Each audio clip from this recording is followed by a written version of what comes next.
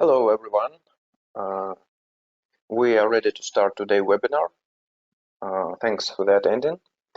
My name is Vladimir Goliashev and I'm the SOC project manager at Group IB cybersecurity company, and I'm responsible for enabling our MSSP partners and clients to build and improve security operations capabilities with the help of Group IB technologies and services. I have MSSP background, from security analyst role to business development role, and participated in a number of SOC development projects.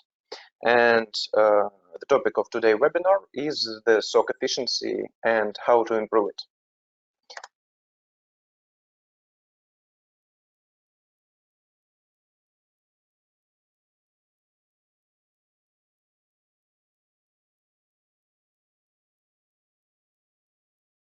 Excuse me.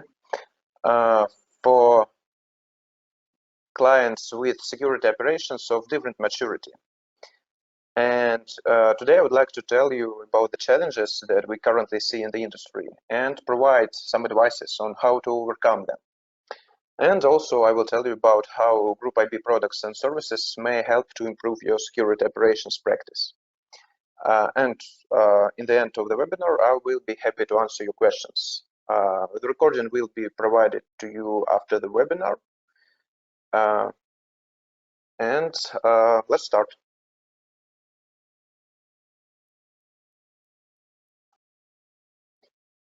So let's start with some baseline so we're on the same page. Well, there are several definitions of the term security operations center. There are also many arguments. So what processes should be included in security operations and which are not? For example, vulnerability management or asset management. Well, my favorite descriptions comes from the Mitra guide, which is called 10 Strategy of World-Class SOC, and which is basically the SOC is a team composed of security analysts that are organized to detect, analyze, respond to, report on, and prevent cybersecurity incidents. Well, I like this one because it's highlighting that the SOC main component is the team of analysts behind it. And also this defines the cybersecurity incident as the main entity that these analysts work with. Well, and on this slide, we are showing main SOC components with the focus on the cybersecurity incidents. So that's why you won't find such processes as asset or vulnerability management here. They are very important, and for sure they are highly integrated with the processes on the slide. However, their main entity or object is not an incident. So on the left side, you can see a set of SOC tools that gather different telemetry like application logs, threat intelligence feeds, some telemetry from the network and endpoint, and they provide a SOC team with capabilities to basically analyze all this data and detect threats, internal or external, with the help of it. So the most widespread SOC tool for sure for now is SIEM, but for some time we see that there is some traction towards deploying additional tools like SOAR, threat intelligence platform, network traffic analysis, endpoint detection and response, etc. Well, it is done to ensure better visibility and provide security operations with response capabilities. That is historically was the function of incident response team in combination with IT team. But for now, security operations with the help of EDR or SAR actually is having some response capabilities. So basically there are two large groups of teams.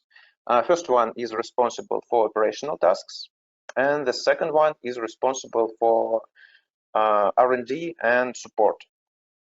So the SOC team itself performs incident monitoring, and the most critical incidents usually escalated to incident response team that's responsible for containment, eradication, and recovery. And after this process, after the incident process is finished, lessons learned from this process is shared with threat intel team and threat hunting team.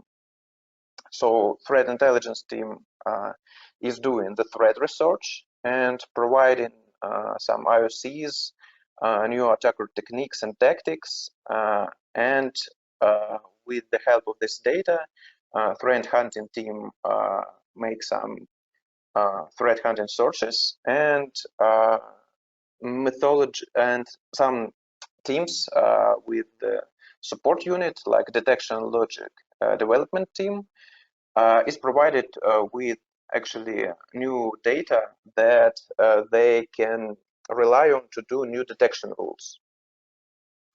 And finally, threat hunting team, which is responsible for threat hunting. And threat hunting is a proactive methodology of finding some indicators of attacker presence with assuming that the infrastructure is already compromised. Also, it's important to mention support roles, and I would like to mention here methodology and quality control. This is the role responsible for designing processes in Security Operations Center, implementing KPIs, and continuously trying to improve them. This is basically the key role if you want to understand where you as a security operations practice stand right now and how you can get better. So let's move on to the question of efficiency. So let's identify what we want to achieve as security operations. And if we are speaking about incident management process, first of all, we need to achieve maximum coverage and visibility. I'm speaking basically about the telemetry that you are gathering.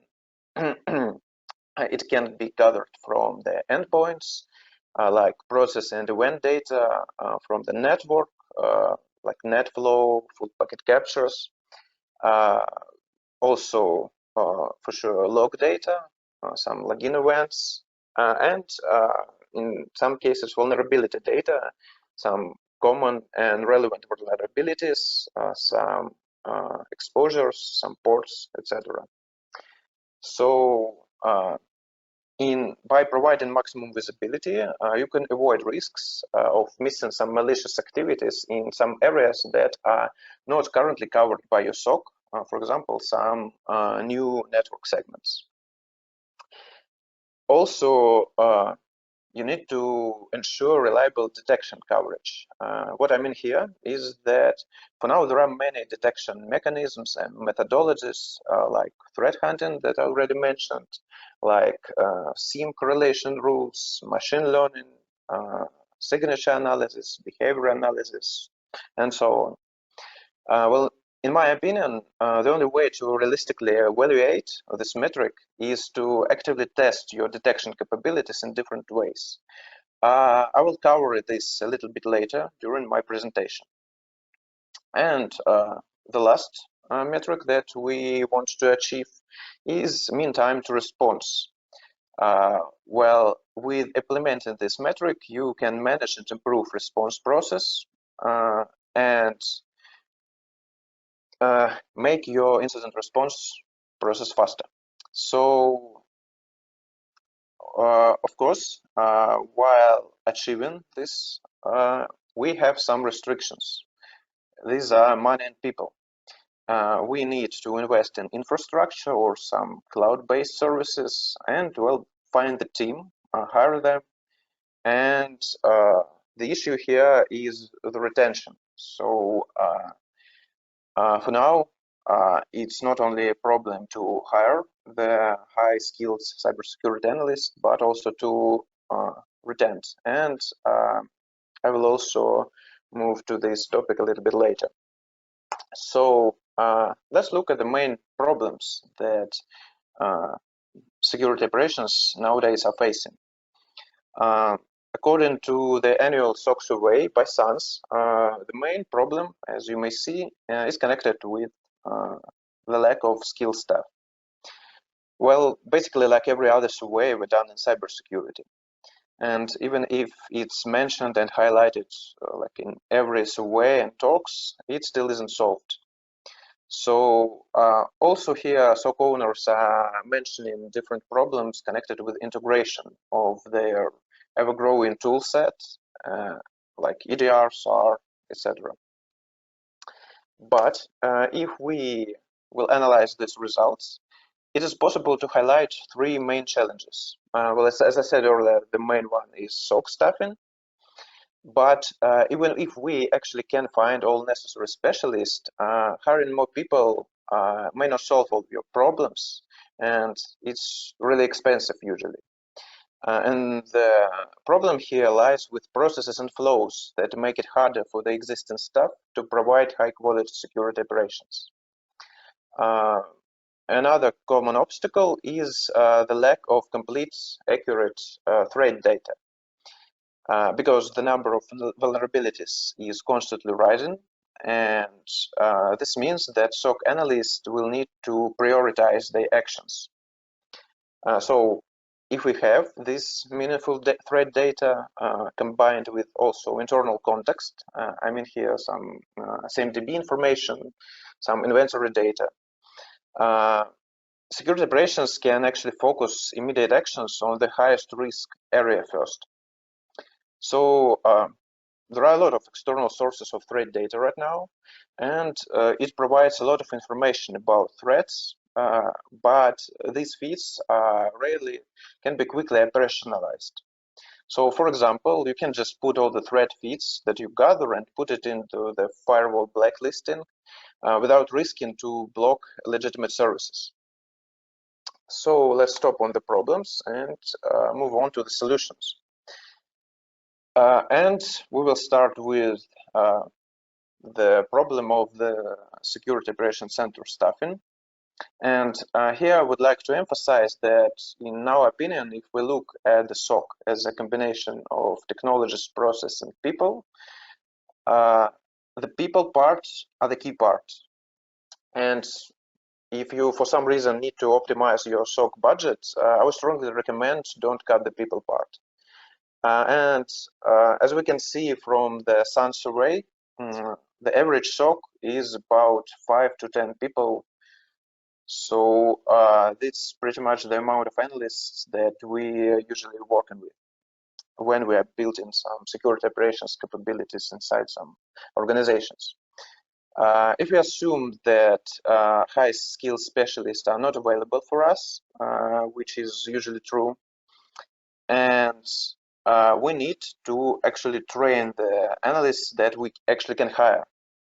But for now, there is no such master's or bachelor degree as SOC analysts. So here we need to find some specialized training with understanding that every security operation role requires a specific set of skills and knowledge. For example, Tier 1 analysts should be capable of quick decision making and have broad knowledge of threat landscape. Well, they need to quickly triage and filter alerts, that's why. While, for example, threat hunter should have deep knowledge in digital forensics and have hands-on incident response experience to successfully be able to do threat hunting.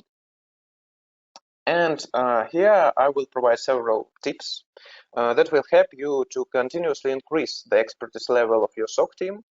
And firstly, as I already mentioned, I think that's a great start to find some specialized SOC training, and it should be conducted by some practitioners with a lot of case studies and hands-on lab exercises. And here I would like to add that we at Group IB developed such specialized educational programs, and we are ready to provide such trainings for our partners or clients. So as you may see, this training are specialized at each role that may be involved in security operations. For example, if you're just at the start of the road, if you are looking for a SOC team, we may support you with specialized SOC analyst training, which is aimed at providing some shifts of Tier 1, Tier 2 SOC analysts. And if you have mature incident monitoring practice and want to build, for example, threat hunting capabilities in your team, we can support with our specialized threat hunting course. All courses are conducted by our specialists, by experts with some practical experience, since we basically have all these roles within our service divisions. For example, within our DFIR lab, we have some digital forensic specialists, malware analysts, and incident responders. And within our third team, we have analysts that are providing managed detection and response and threat hunting services for our clients. So basically, this is their day-to-day job, and they are aware of the current threat landscapes, of the current techniques, detection methods, etc. And of course, all of these trainings are full of practical exercises and case studies that are relevant to the current threat landscape. We actually have rich experience in training different teams of different maturity, from mid-sized companies to some national cybersecurity centers, for example, in Vietnam, and some large local MSSPs that wanted to expand their digital forensics and incident response practice. So after we trained our team, we need to somehow keep them up to date with the new threats, with new techniques, tactics, and the way to detect them. And there are actually two great ways to do it. First one is testing. For example, penetration testing or red teaming, which can be done by your internal team if you have one, or they can be outsourced. And the second way is compromise assessment service, which allows to check if there are any tracks of an attacker in your infrastructure who bypassed your current security controls and existing detection logic. So in such way, you can find out if your current detection rate will allow you to catch red team attack simulation, or if it has already missed the real threat. As a result of these services, after identifying techniques that actually bypassed your security operations, you will be provided with the report, and after that, you may actually adapt your detection rules to catch similar threats next time. After each testing or assessment, it makes sense to organize short briefing with your analyst and to discuss the lessons learned from these services and from these exercises. And we at Group IB can provide such services. We have a red teaming service and compromise assessment service. And actually, I highly recommend to look at the webinar of our deputy head of our DFIR lab, which is called "If I Have a SOC, Do I Need a Compromise Assessment?" And there are several really good use cases where we found and identified missed attacks even in some mature security operation centers during our assessment. So you can see the link on this slide.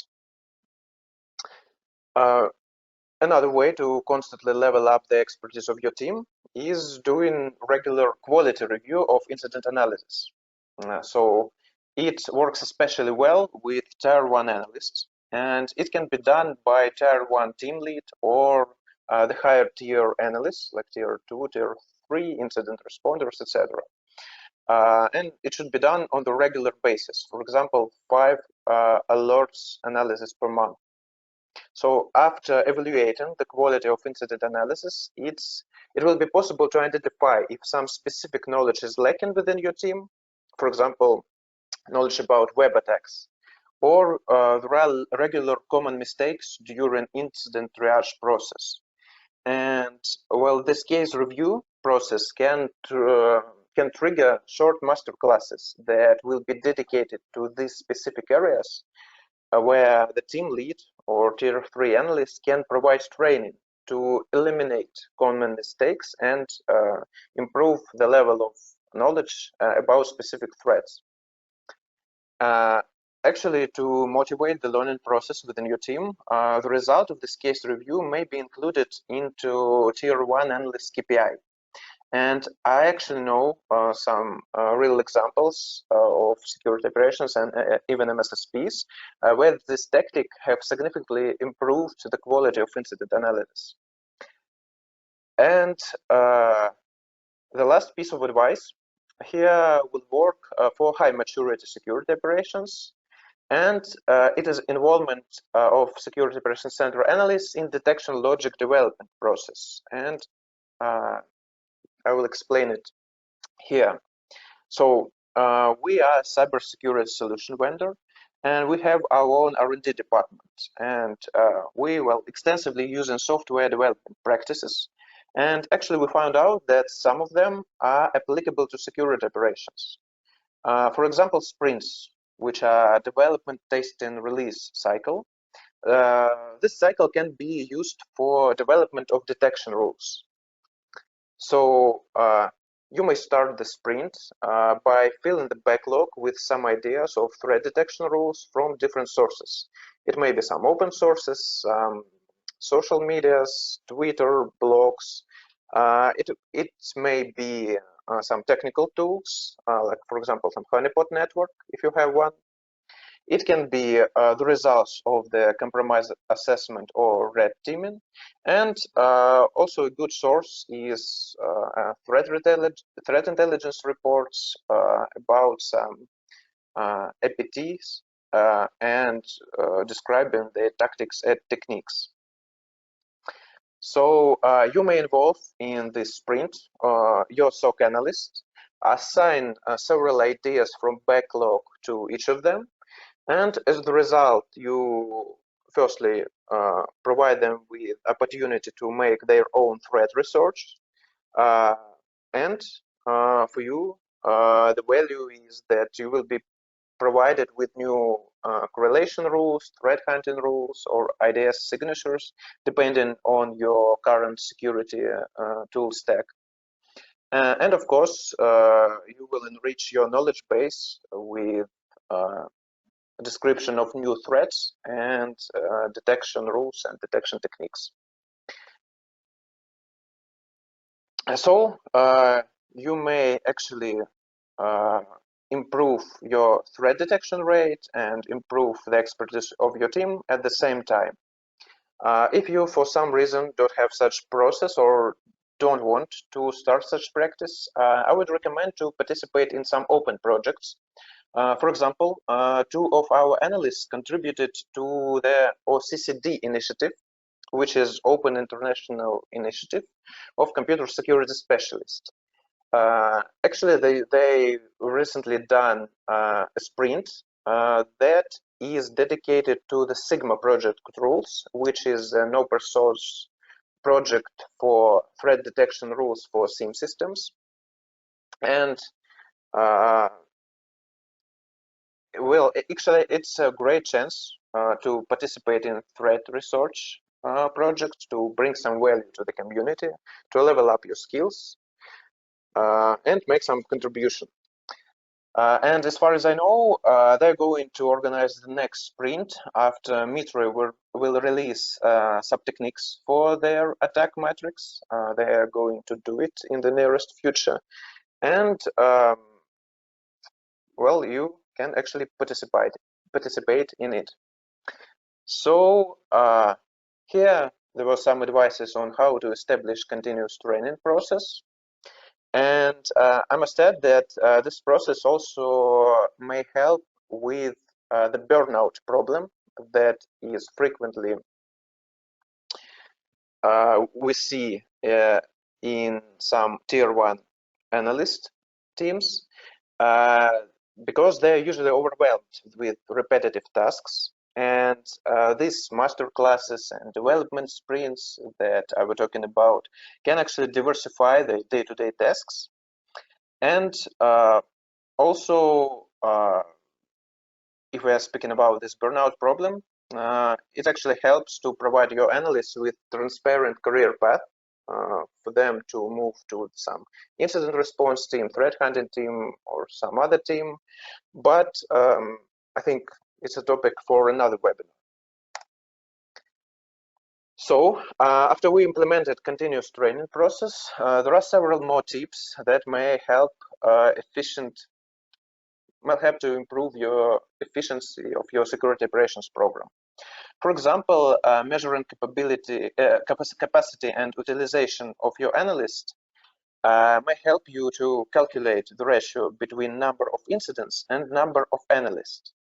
And in such a way, you can better understand the utilization of your analyst, you can better manage your OPEX budget, and well, in such way, you may understand if Tier 1 analysts are overloaded or not, and in such way, it will be easier for you to plan some research and training activities for them. But here you can't rely on the manual calculation, since usually the tasks that are done by Tier 1 analysts are really short.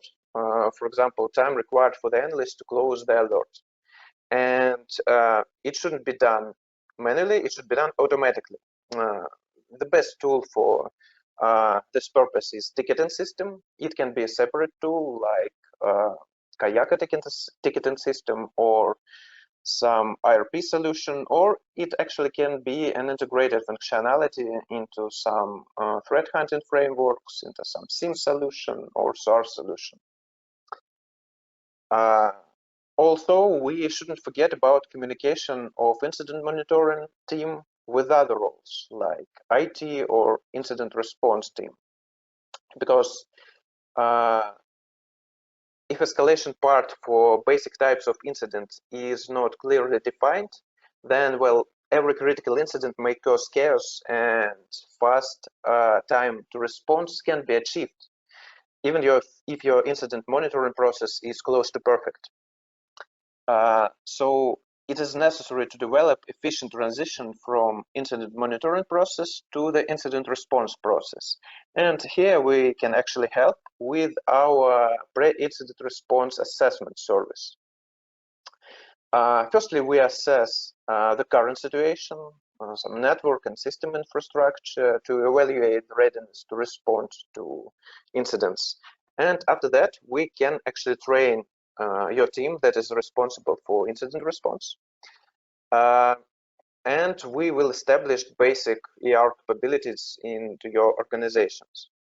Actually, this will work well even if you outsource your incident monitoring process for the MSSPs. And actually, we have such cases where we work tightly with MSSPs on the one side and with the client on the other side to establish a smooth transition between the monitoring and response processes.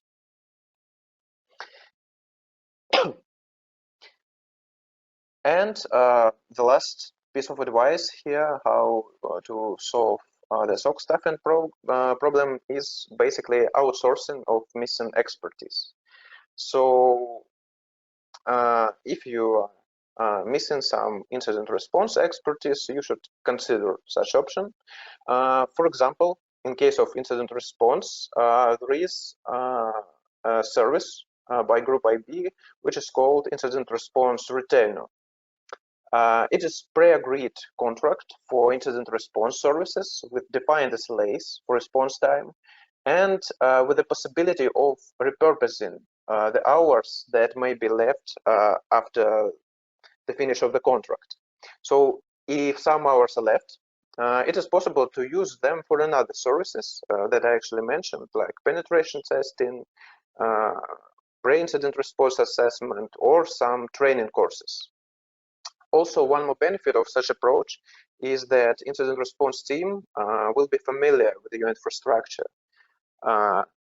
And this really helps for faster response time. Other outsourcing option for that is necessary in case if you need a quick SOC launch is some incident monitoring services or managed detection and response services that are really relevant for mid-sized enterprises. And if you are speaking about us, Group IB, such service is provided by our CERT team and is based on our TDS solution and I will talk a little bit about this solution later. So let's move on to the second challenge, which is the lack of visibility and integration among different security operations center tools. So to overcome this challenge, we need a smart approach to our technology stack. And well, the main goal here is to build a strong foundation for your threat detection program. Here we need to achieve, first of all, necessary visibility and signal fidelity. Those two may sound similar, but actually there is a difference. For example, log data provides broad level visibility, but is limited in depth, whereas full packet captures from the network, or for example, some endpoint events from EDR solutions, they provide more deep fidelity, but are limited in scope of the endpoint or the network. Here also it's really important to understand internal context. I mean, here some CMDB information, asset management information, etc. So you can actually evaluate the impact and criticality of potential incidents. But there is some issues here, as more telemetry sources usually equals more R&D costs for integration and also for detection tuning. For example, if you are connecting all the sources into your SIEM systems, the cost that will appear, for example, writing new log collectors for unsupported sources, you should adapt detection use cases from the box, from the SIEM systems to your environment, or you will need to develop the new ones.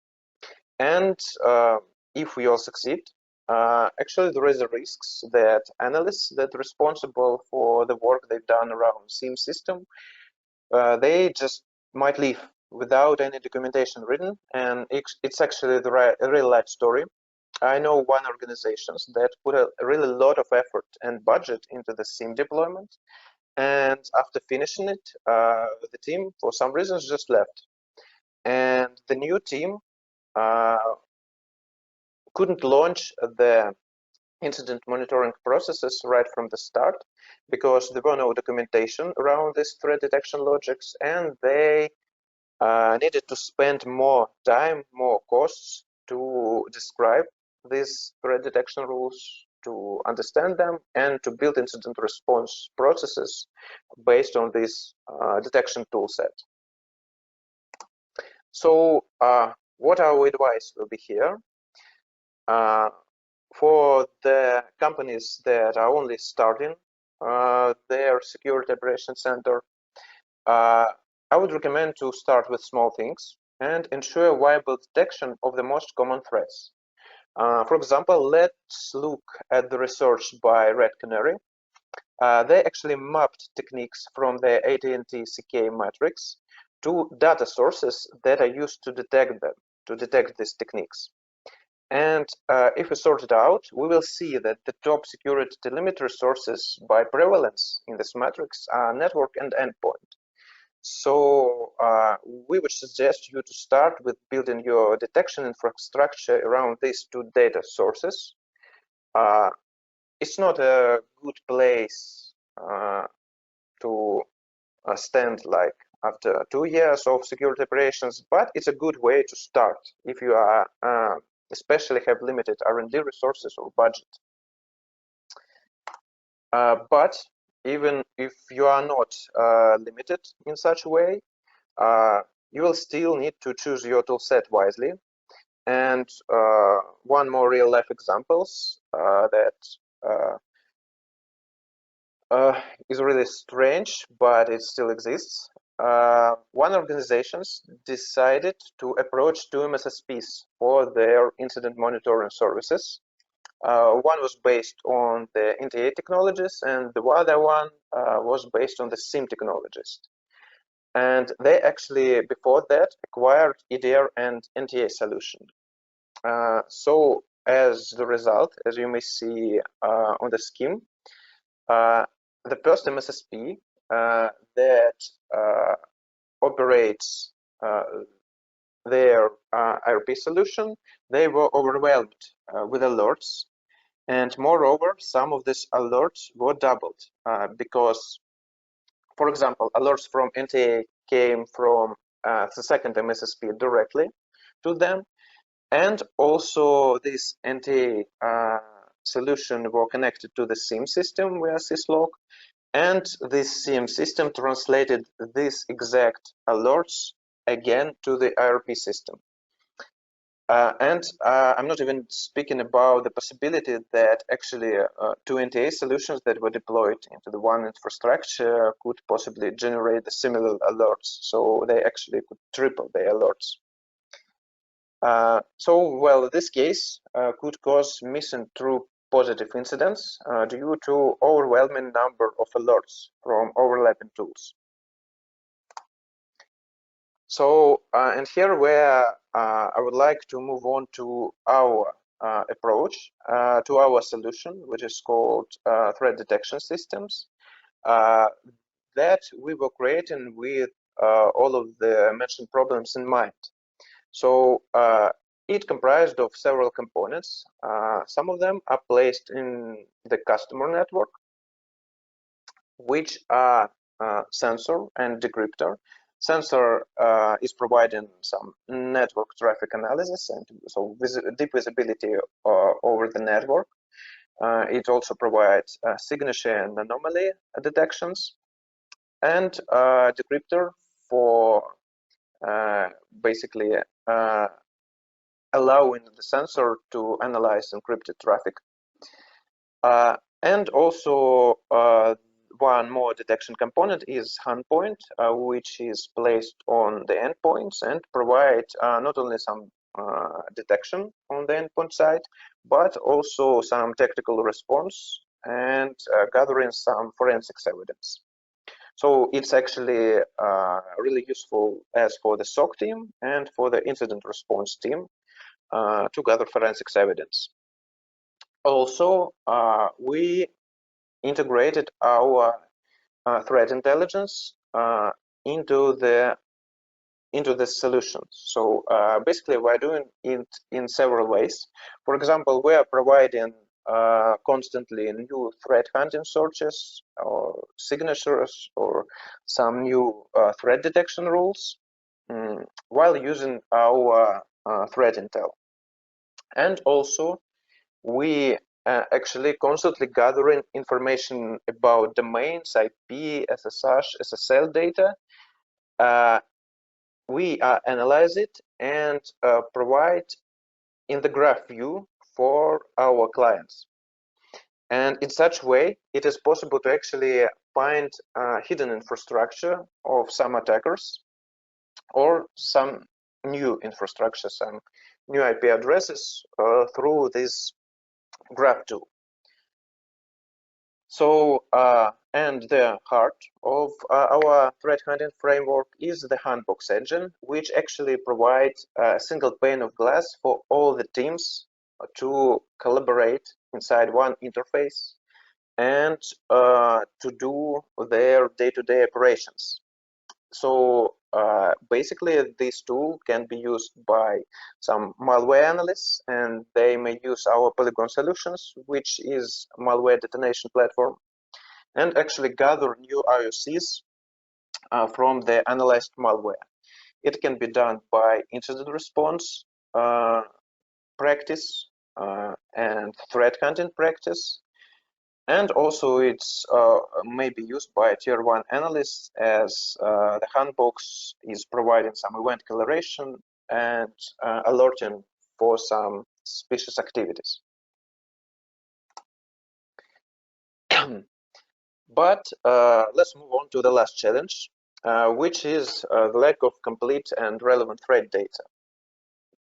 Well, for the solution for this challenge, please let me quote Mitri one more time and their guide. Well, their advice is be a sophisticated consumer and producer of threat intelligence. I can only agree with that, but I wanted to add some details. So if we are speaking about consumer side of threat intel, the typical use case is to ingest some open source or some third-party vendors threat feeds into your threat detection solution. It can be SIEM, it can be SOAR, or for example, you have threat intelligence platform. And then there are several use cases for such feeds. For example, it's real-time monitoring or retrospective analysis. You can analyze some launched files with certain MD5 hashes or, for example, communication to some malicious IP addresses. Or the third use case is that putting all these feeds into the blacklisting within preventive technologies like firewall, but it won't be the best idea. Because these threat feeds quality varies from one vendor to another, from one source to another. And I've even faced some cases when threat intel vendor made a typo in the threat feeds that could actually lead to false positive or even some legitimate service block. And here our advice would be to look for providers of personalized feeds that are enriched with context, with some description of tactics and techniques. And actually, we are doing exactly this thing. And we are doing it by tracking threat actors, constantly updating the profiling with description of their new tactics and techniques, description of their attacks, and all of IOCs that are provided by us are attributed to these attackers.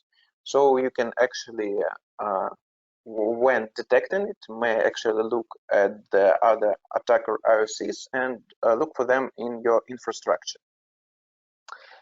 But you can also be the producer of threat intel.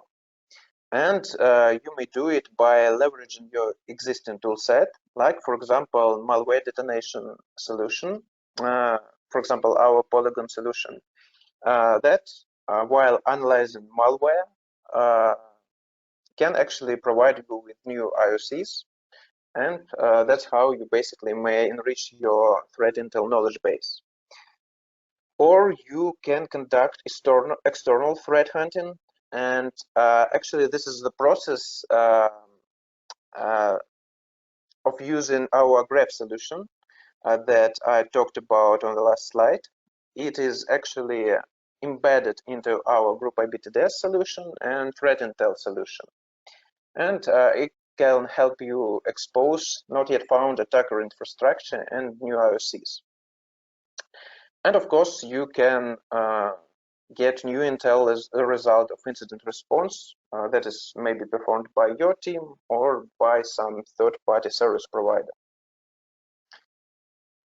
So let's sum up the areas where Group IB may support your security operations center and make it more efficient.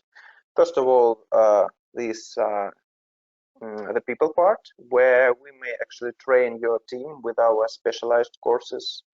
And it's outsourcing of the missing practice.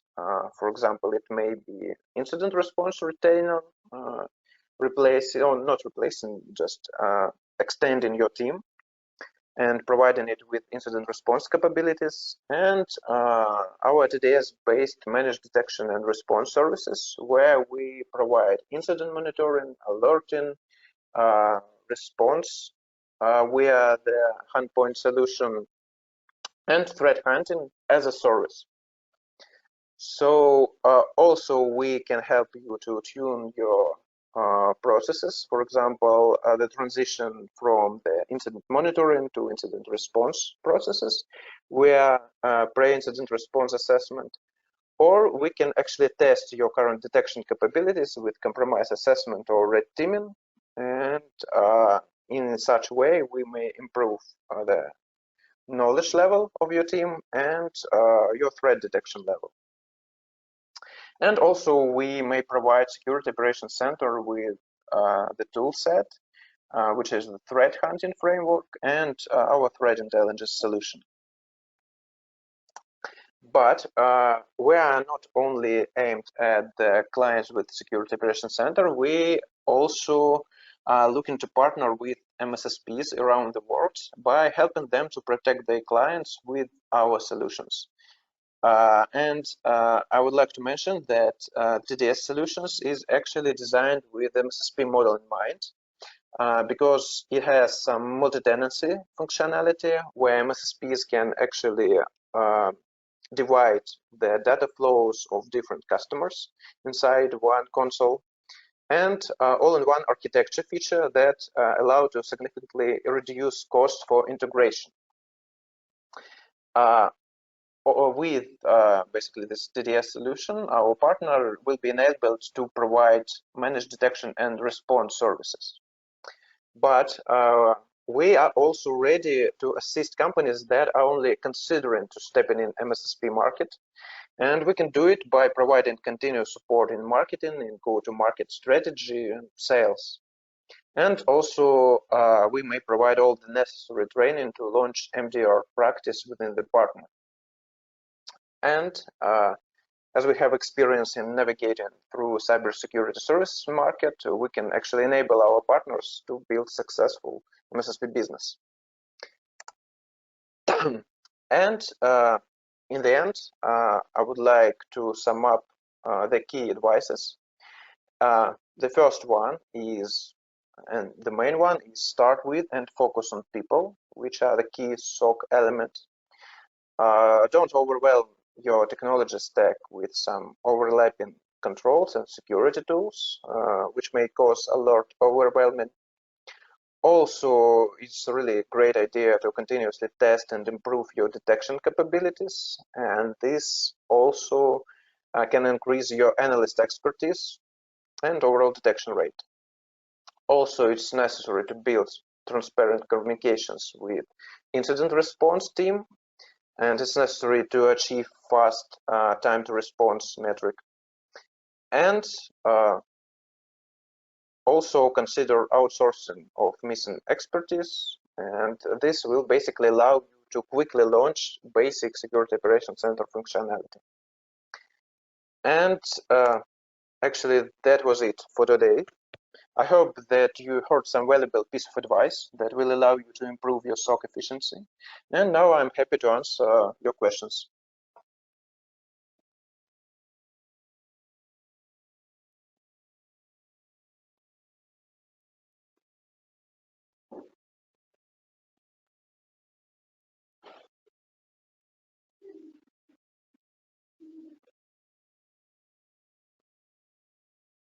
If you have any questions, you may write it down, and I will gladly answer them.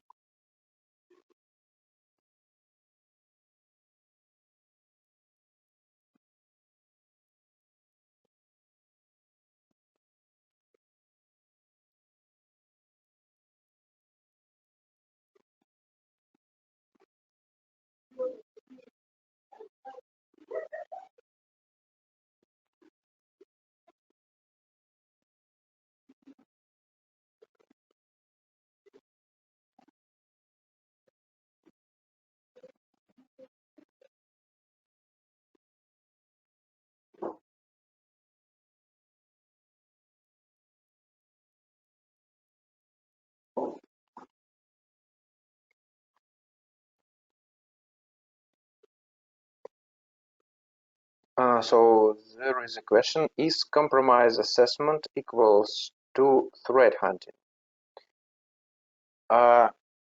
Well, basically it's quite similar.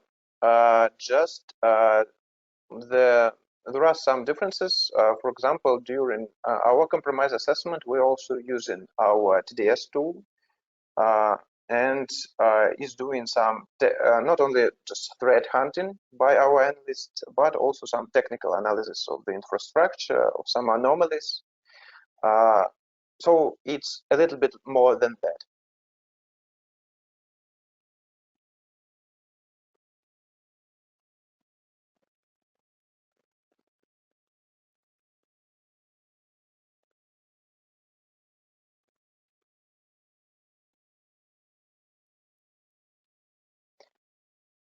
what is the key difference between older Security Operations Center versus Security Operations Center version 2?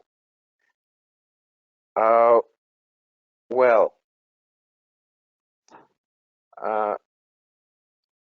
actually, I haven't mentioned something about this kind of thing, but as I see, well, the older Security Operations Center are basically SIEM-based, and they don't have any response capabilities. They don't have usually visibility on the endpoint level, really deep visibility, because they're usually gathering just Windows events or in some cases sysmon events. And there is no basically smooth transition between monitoring team and response team, and it's now changed where new solutions like EDR that actually provides one team in one environment provides as incident monitoring and also tactical response. Also, there is a SOAR solution or IRP solutions that are helping actually to automate some parts of incident response processes, or at least formalize it and write the workflow. So it will be possible to understand what to do basically if some critical alerts had happened. Well, I hope I answered your questions, but if you want to discuss this, you can actually write me on the email, and I would let you to discuss on where the current modern security operations center is going.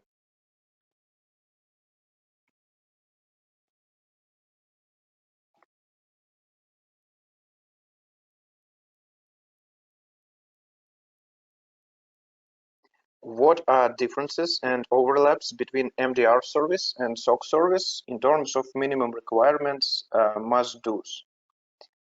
So from actually what I seen right now, MDR service is don't actually have like minimum requirements, because usually pure play MDR service provider are providing the whole stack, like it can be NTA solution or EDR, usually as a part of the service. So basically, there is no need for some existing security controls in place for the MDR service provider to be effective, because it all goes within the service.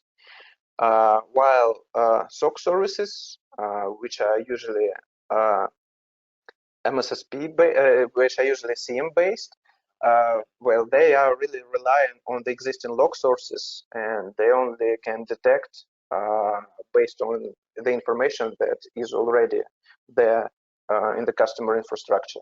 So I think this is the key difference. What is the typical time frame for a sprint? For example, from translating a threat hunting use case to correlation rule. Well, I know some example in some local MSSPs, and I know the examples within this open source or CCD project that I mentioned, and the sprint there took 2 weeks. So I think the answer will be 2 weeks is usually enough. And if for some reason you haven't succeeded, you actually can do more sprints later and to do the tasks in the next sprint.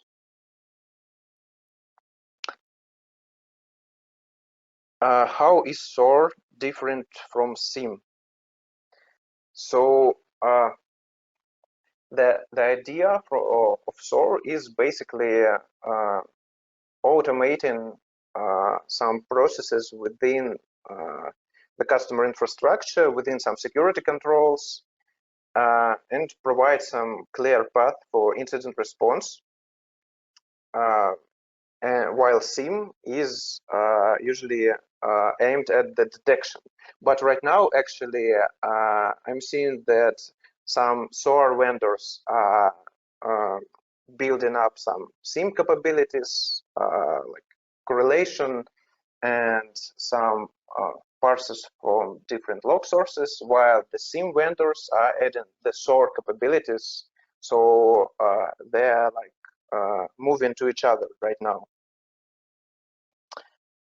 Also, due to proliferation of SOAR, do you think SIEM going to be redundant? What is your opinion? Well, so actually, I kind of answered this question in the last one. I think that they are right now moving to each other and they merge into some. I don't think that it will be called differently, and new class of security tools will be established, but I think that just SIEM vendors will add some SOAR capabilities and SOAR vendors will add some threat detection capabilities.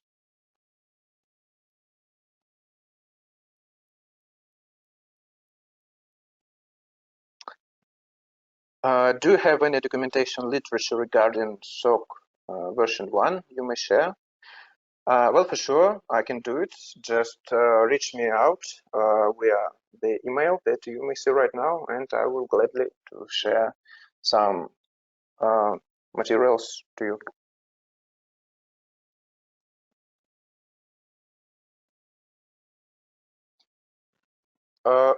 Yeah, sure.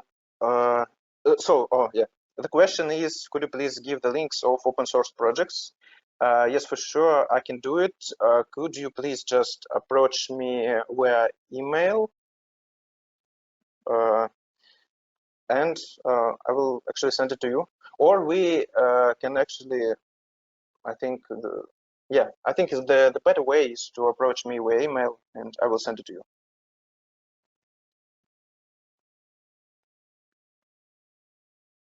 Do you give trainings for a whole team on premise? Well, it actually depends on the training. We are quite flexible here, and since there is a situation with pandemic, I think we could manage the both options, as on premise and remote.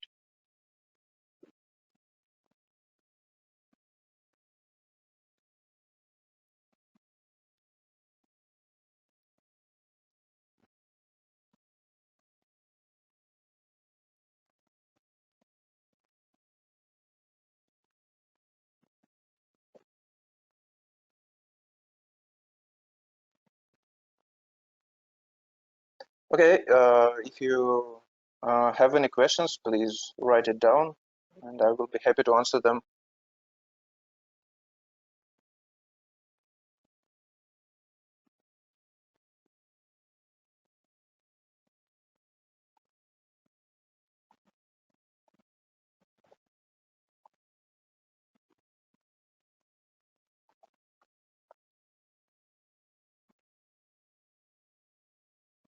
So we will wait for a couple of minutes, and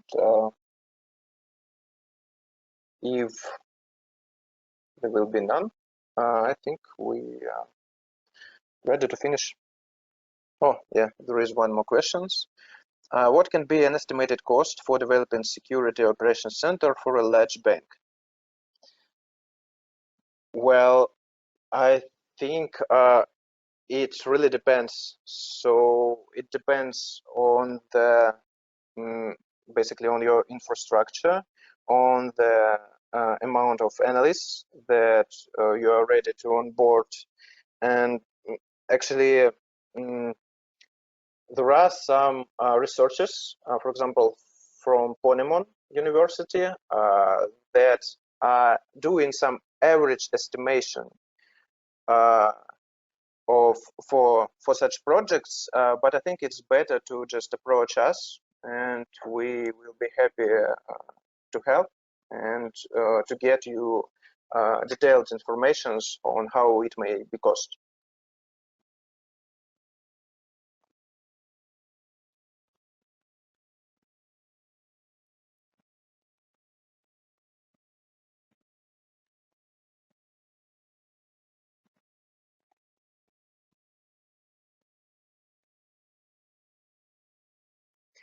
The next question, is the overlapping of incoming tool information critical?